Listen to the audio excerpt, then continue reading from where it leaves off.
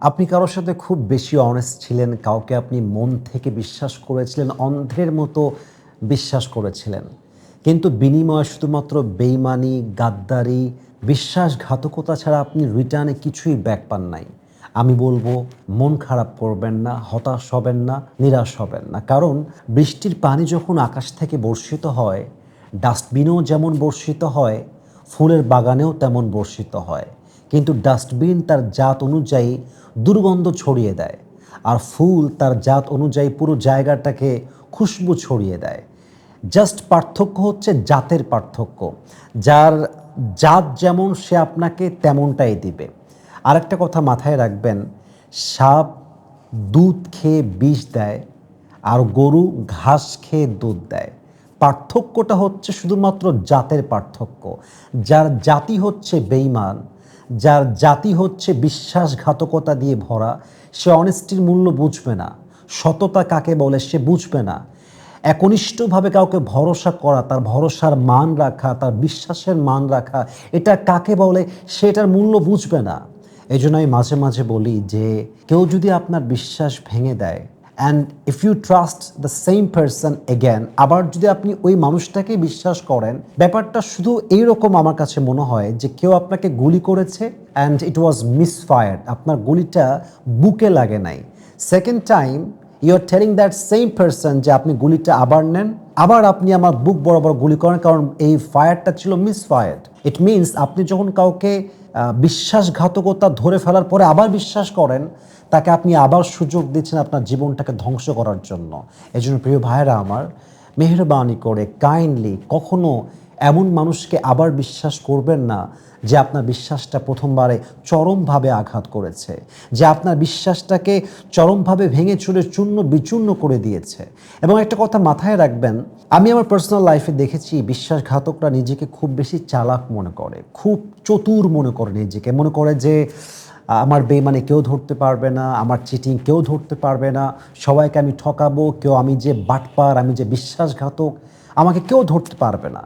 কিন্তু দিন শেষে আল্লাহ রব্বুল ইজ্জাত ওয়াল জালাল যে বেইমান, যে অনেস্ট না, যে চিটার, যে বাটপার, যার ভিতরে সততা নেই, আল্লাহ তার মুখোশটা দিন শেষে উন্মোচিত করে দেয়। সে যে বেইমানি করছে এটা সমাজের সামনে, আপনার সামনে প্রকাশিত হয়ে যায়। কারণ আল্লাহ তাআলা যখন দেখে যে আমার একজন বান্দা আরেকজনকে মন থেকে বিশ্বাস করছে, আর এই বান্দাটা প্রতিনিয়ত মিথ্যা বলছে, প্রতিনিয়ত বেইমানি করছে, প্রতিনিয়ত ঠকাচ্ছে, আর আমার নেককার খালেস, আমার যে বান্দা অনেস্ট, সে প্রতিদিন শিকার হচ্ছে এই বেইমানির, আল্লাহ সহ্য করেন না। আল্লাহ একটা পর্যায়ে গিয়ে ওই বেইমানের রূপটা তার সামনে এমনভাবে প্রকাশিত করে দেয়, যখন আপনার সামনে এটা প্রমাণ হয়ে যায় যে এই মানুষটা বেইমান, এই মানুষটা গাদ্দার, এই মানুষটা চরম মিথ্যাবাদী। আপনি জাস্ট ভাবেন যে কেমনে সম্ভব, এই মানুষটা বেইমান কেমনে হতে পারে, এই মানুষটা আমার সঙ্গে বিশ্বাস নিয়ে খেলতে পারে কেমন করে, আপনি বিলিভ করতে পারবেন না। কিন্তু আল্লাহ আপনাকে দেখিয়ে দেয়, কারণ আল্লাহ আপনাকে বাঁচাতে চায়, আল্লাহ আপনাকে হেফাজত করতে চায়, আল্লাহ বোঝাতে চায় দুনিয়া সব বেঈমান দিয়ে ভরা, একমাত্র তোর আসল ভালোবাসার জায়গা আমি আল্লাহ, একমাত্র তোর ভালোবাসার জায়গা তোর রসুল মুহাম্মদুর রসুল্লাহ সাল্লাল্লাহু আলাইহি ওয়াসাল্লাম। এজন্য আমি সবাইকে বলবো বেঈমানের পাল্লায় পড়বেন না, বিশ্বাসঘাতককে সেকেন্ড টাইম আর চান্স দিবেন না। আর যারা বেঈমানি করছেন, বিশ্বাসঘাতক যারা আছেন, তাদেরকে জাস্ট একটা মেসেজ দিব, মাথায় রাখবেন, বিশ্বাসঘাতকের জীবনের সমস্ত আযাব মাফ হয়ে গেলেও একটা আযাব কখনো মাফ হয় না। কারণ বিশ্বাসঘাতক যার বিশ্বাস নিয়ে খেলেছে, সে তার হক নষ্ট করেছে। হক হচ্ছে দুই প্রকার, এক হচ্ছে হাক্কুল্লাহ, আর এক হচ্ছে হাক্কুল ইবাদ। আল্লাহর হক নামাজ পড়েন না, ইট কুড বি ফরগিভেন, আল্লাহ আপকো মাফ কর ভি সকতা হ্যায়, আল্লাহ চাইলে মাফ করতে পারে। হকুল ইবাদ হচ্ছে এমন একটা জিনিস, আপনি যখন বান্দার হক নষ্ট করে ফেলেন, বান্দা যতক্ষণ পর্যন্ত মাফ না করবে ততক্ষণ পর্যন্ত আপনার এই হক, এই গুনাহ কখনো মাফ হবে না।